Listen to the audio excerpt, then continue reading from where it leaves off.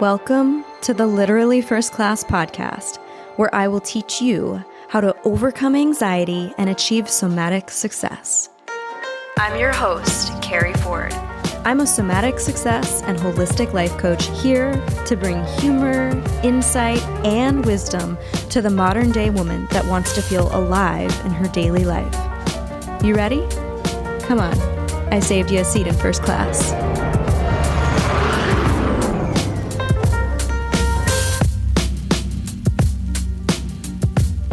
Few very important updates are that I got my nails done with this cool chrome thing. Look at this. Those of you that are watching the video here, if this is even part of the clip, if you catch this, go back and watch the real clips that my production team picks. This is so cool. I thought it was called glazed donut, but I think there's that as a different type of treatment on the nails. That's like a kind of an iridescent, but this one's called chrome. And I love it, and I got them done for my upcoming retreat that I'm hosting here in Atlanta in a couple weeks, which I'm so excited about. We have some really incredible women going, and I hosted a retreat actually at this very same location last fall, and I decided that I wanted to host another retreat here, but with summer vibes. They've got multiple pools, they have a spa, there's a hot tub, everything on site is like amazing. They've got the fresh raw bamboo juices. Last time we did horseback riding. This time, because let's be real, it's hot fucking Atlanta. We're not doing horseback riding, but we're going to do the labyrinth at sunrise. We have a sound healer that's a celebrity sound bath healer. Her name is Rebecca Turk, and I'm just so excited. So I'm gearing up for that. We also have some really cool upgrades and changes coming to one of our programs, Millionaire Mindset, in the next several months. And as we head into Q3 and Q4, I was thinking about what I would really like to presence. And I like to take notes, and I write things in past tense sometimes with either certain amounts of money I'd like to manifest or a number of clients I'd like to serve, but also how I feel in achieving certain things. You know, after the event, after the retreat, how do I feel? What are the women going home saying? And one thing I wrote down was I'd really love to do 2 or 3 more speaking engagements before the end of the year. And as I wrote this in my notes app the other day, not even a day later, and within the last few days after, I have literally 3 different speaking engagements that I have been asked to do as a co-leader and a co-facilitator at retreats, but also in person, very high-level speaking engagements. And I'm super, super excited because they're so fucking aligned and they're badass women. And it's just the power of intention and manifestation is so potent. It works. It's powerful. And it was just this knowing that's what I wanted. So that is exciting. I also asked my son today, hey, you know how I have that podcast? And he's like, yeah, I think. He's 9. His name's Peyton. He goes, yeah, I think so. And I said, well, what do you think it is? And he goes, it's like where you talk to people, right?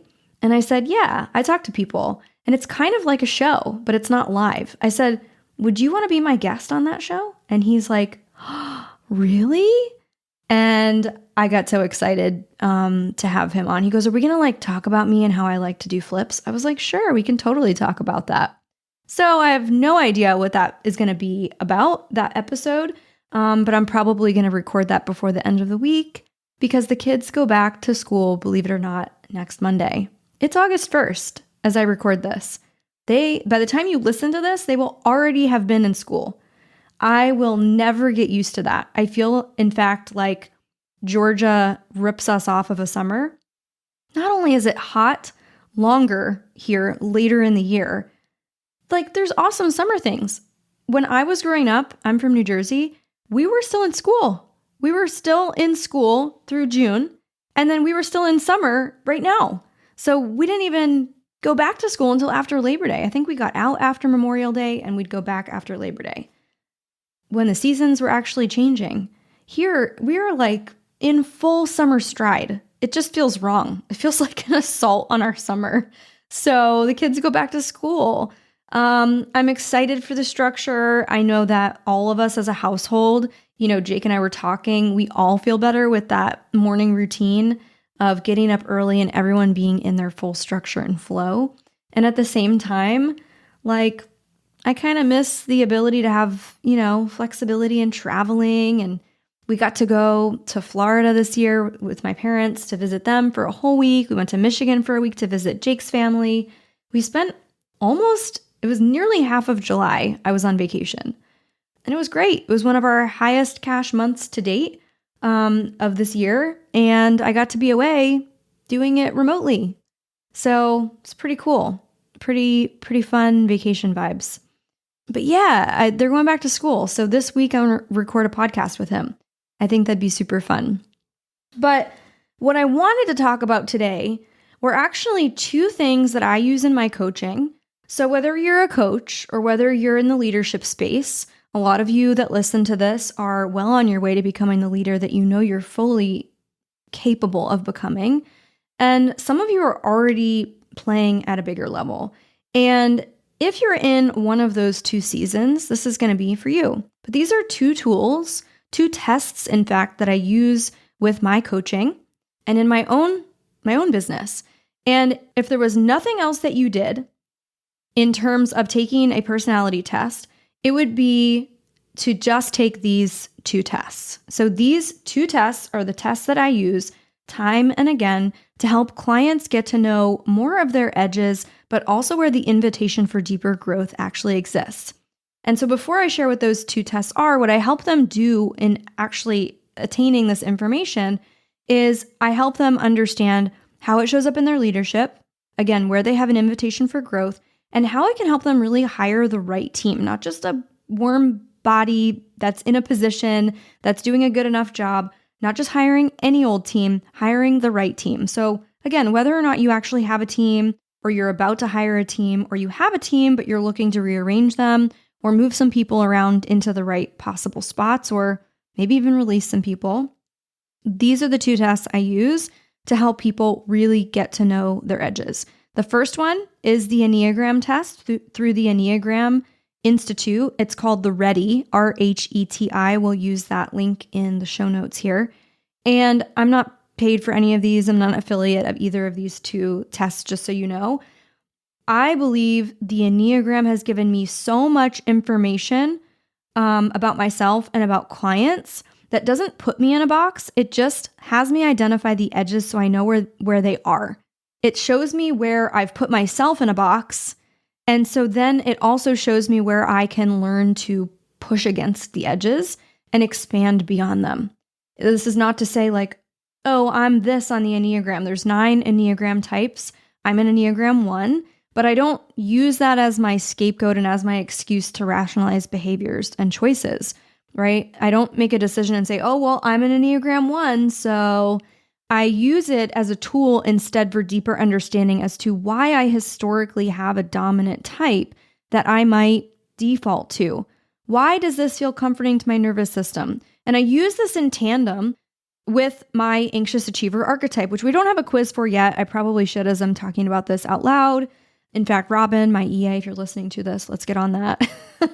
Let's come up with a quiz for the anxious achiever archetypes. But I use the Enneagram test in tandem with my anxious achiever archetypes to deeper understand your leadership style, but also, again, where there is room for growth.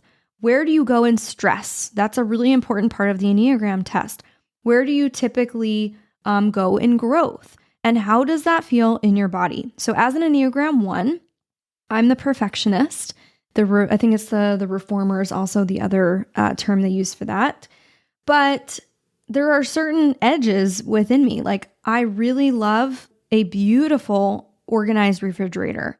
However, where that can hold me back is from releasing control and letting go of rigidity and how I think things need to be organized and should be organized, and leaning more into spontaneity. So in growth, I go to an Enneagram 7. Jake is an Enneagram 7. And so it brings out this inner child, this play-like energy, this spontaneity, this highly social part of me where I'm just really adventurous and really playful. So I know I'm in growth when I'm there, and there's always more room for me to improve where I can put down the inner controller and some of the rigidity that the 1 likes to govern their inner world by and instead lean into spontaneity.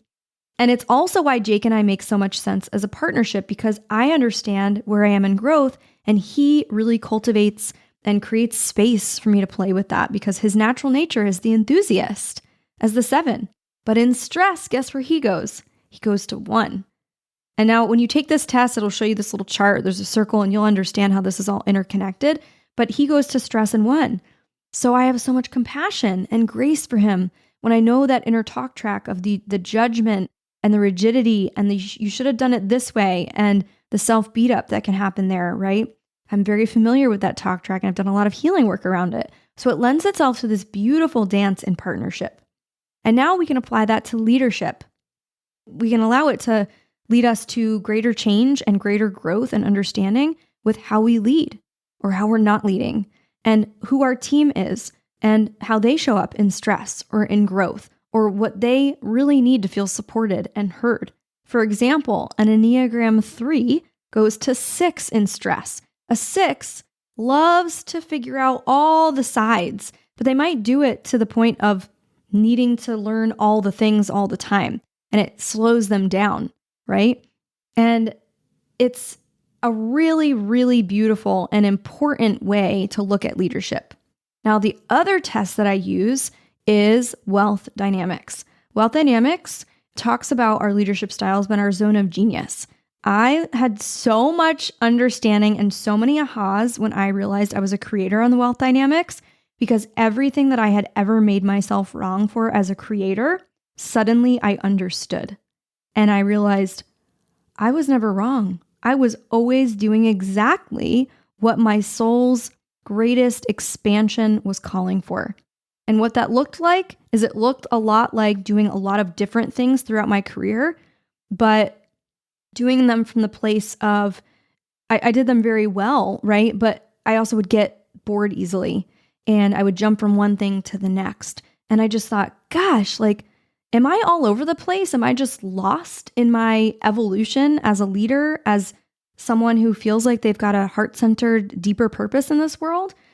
But the thing that I actually arrived at was, oh my gosh, I've never been lost. I've actually only ever been collecting tools along the way, and each different career and each different evolution served me, but it was all ever one thread and one path. It just looked really different on the outside. I also recognize that as a creator, my zone of genius is creating. I'm great with ideas. I talked about this in my last podcast, where so much so that I'm often ripped off. I'm copied, I'm ripped off, verbatim posts, Instagram bios, you name it. People see things, they like it, they're more than inspired, they take it, they replicate it. It's probably why I was a previous creative director. I have an arts degree, and it felt really good when I was getting paid for my ideas because I certainly didn't feel ripped off. But now as an entrepreneur that's pioneering her own way, it doesn't feel so great, right? But it is my zone of genius. However, room for growth. I will often, in the past, avoid deeper mastery so that I can play with more variety, right? So I would go an inch deep and a mile wide doing all the things. But then I had to challenge myself over the last couple of years and recognize that what if I actually only went a mile deep and an inch wide? What would that look and feel like instead in my programs, in my business model, in my life, and really just simplify. But simplification and creativity felt like oil and water, especially as a creator. I don't want limitation. I want more freedom. I want more creativity. And noticing that that's actually what kept me from ever committing to the painting and hanging it on the wall, because I could spend all day playing with paint and coming up with ideas and brainstorming and doing all the things, but never actually committing to them or following through on them fully. So commitment and deeper mastery and hanging up those paintings right on the wall to commit to the art gallery, that was where my work was really evident. And so I saw this with having all the ideas, but maybe not following all the way through on them. What would it look like to flush it all the way out, to go all the fuck in on it? And so that helped me a lot in terms of how I was a leader and how I show up in my space. Now, how did this serve me in terms of who I hired for a team? Creators are not so great at coming up with systems because we want to play and paint all day. We want to sit and think about ideas and come up with concepts and dream and vision, but coming up with systems and SOPs and methods and things that are, again, committed and fleshed out, very challenging. So who do I need on my team? Not another creator. I need a mechanic because a mechanic thinks in systems and systems support the creator. And you can think about Steve Jobs, who was a visionary and a creator, but he had other people actually creating and building the computers and other things that helped him be the visionary, right? The visionary and the creator is sort of like the conductor of the orchestra. I had a mentor paint this picture for me one time and I was like, oh my gosh, that makes so much sense. But then the people in the instrumental like groupings and, we've got flutes and strings and all these things, they are all in their zone of genius, but it's different. It's like, these are all the mechanics, these are all the supporters, these are all the deal makers, and you'll see all this in the wealth dynamics too. And you need all of them to support a single healthy unit, which is your company. So I had a client, this was about 2 years ago when we first started working together. And she goes, it's so frustrating, but I find myself constantly finishing my team's projects and finishing their work. And I don't know, where am I going wrong as a leader? Why do I keep finding myself finishing people's things? And so we had a couple things we were playing with, but when we did an audit of her current team, we realized, holy shit, you have a team probably of all creators. So everyone's sitting around a meeting in the boardroom and everyone's putting their hands in and break. And they're coming up with all these amazing ideas, but nobody's finishing them and nobody is actually bringing them in for a landing into the production phase, which is kind of an important part of the ideation process. We need to take an idea from concept to production. Otherwise, it's just an idea. And so she had a really powerful group of people coming up with awesome ideas, but nothing actually getting done. So she either moved some people around into different positions or left and released a few people that didn't belong there as a company culture fit long-term. They didn't fit into the vision of the overall big picture. And now she doesn't have that problem. So as a result, she's got better boundaries at work. She's not working so late and she's not finishing her team's job for them. And what this does is it creates a really powerful sense of pride with the employees that are doing their job because they're doing what they were hired to do. And they know they're really good at it because it's their zone of genius. It's what they were hired to do. And now that they have this really beautiful sense of responsibility around it, if they don't do it, it doesn't get done. So it's on them to get it done. But the good news is they were hired for that job, so they do get it done and they do it really well. And this is a perfect example of not just having any team, not having a team, about having the A team, people in the right roles and positions that empower them to want to take responsibility for their job because it's in their zone of genius.